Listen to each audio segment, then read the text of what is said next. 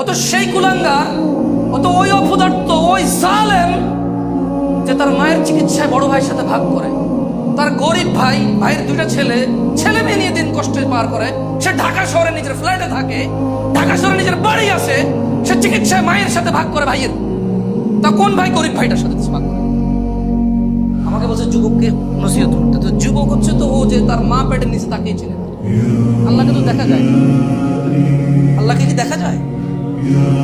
কিন্তু মাকে তো দেখা যায়।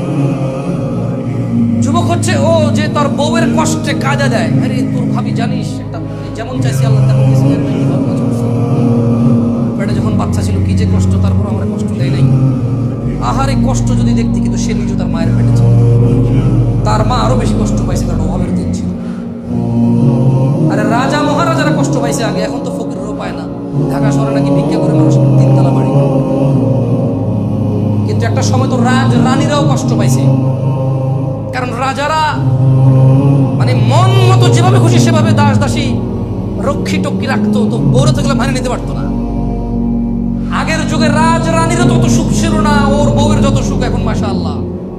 তারপরেও তো 42 ইঞ্চি সিনেমার টিভি না হলে ওর চলে না, বক্স খাট না হলে ওর চলে না, অমুক ব্র্যান্ডের সোফা না হলে চলে না, সিরামিক লাগবে, এসি লাগবে, ফ্যান লাগবে, কাজের মহিলা লাগবে। তরকারি কুট লেখেন নাকি দাগ পড়ে যাবে।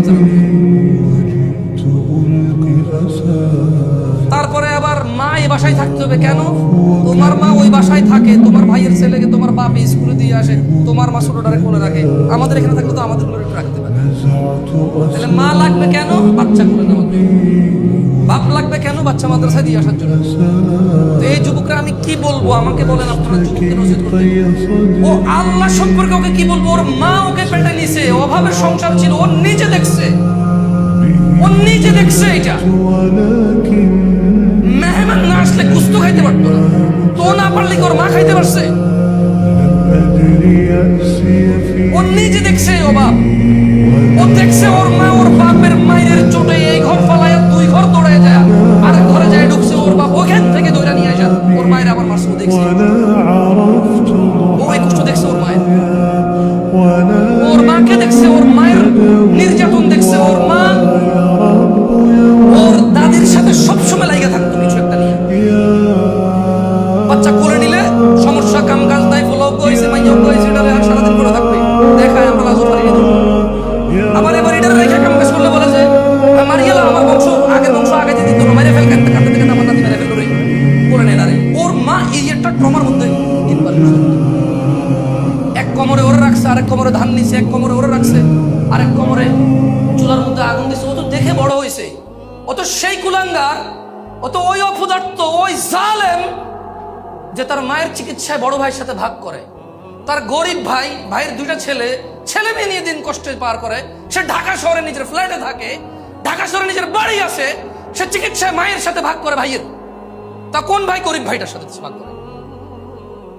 ও হচ্ছে এই কুলাঙ্গার, ও হচ্ছে এই নির্দয়, এই জালেম। ওরে আমি, ও তো বয়স বেশি না, তো ও তো যুবক, এখন ইয়াং, 40 হয় না, বয়স 40 হয় নাই। ওর বয়স 40 হয় না। ওর বাপে ওরে পড়াশোনা করানোর জন্য বাকি 2টা ভাইরে কামলা খাটাইছে। এগুলো এখন কামলা। বাপে জমি বেচে এরে পড়াইলো, জমি বেচে এরে বিদেশ পাঠাইলো।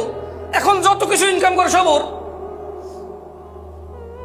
আবার ঘর ভিটা ওর বাপের 60 ডিসিমেল 5 কাঠা, এইখানে 4 ভাইয়ের ভাগের মধ্যে ও 1 ভাগে রেখে দিয়েছে। বরং চাইতেছে যে ভাইদেরকে টাকা দিয়ে ওটা পুরোটা নিয়ে নেবে, সে ডুপ্লেক্স বাড়ি করবে সে ওখানে। মাঝে মধ্যে যায় তো শীতকালে একটু গরমে ছুটিতে যায় 2-1 দিনের জন্য। একটা ডুপ্লেক্স বাড়ি না হলে হয়? বংশমর্যাদা টিকে নাকি?